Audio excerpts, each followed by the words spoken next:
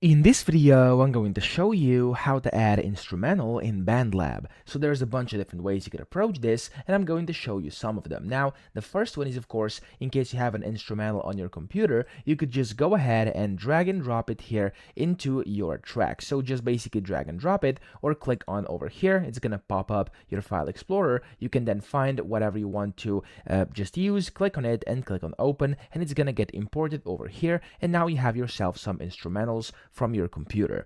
Now that's one way. The second one is you could add the track top left, and here you could do virtual instruments. You can select the instrument over here. There's a bunch of different ones, as you can see, and you can just select the one you want. You can play it to hear what it sounds like. There we go. You can then pop it onto your keyboard over here. And then when you do it, you can then just go ahead and record some of the instrumentals using these virtual instruments. So that's the second way. Now the third way is you could go to BandLab Sounds down here at the bottom right, and then you could go to search up here, and you could type in instrument, okay? Instrumental, for example. There we go, instrumental, okay? And then I made an error again, so let's just pretend instrumental. There we go. I'm gonna press enter here, and it's going to give me some different instrumentals, okay? So you can just go ahead and listen to these, and if you like one here, you can just go ahead and play it.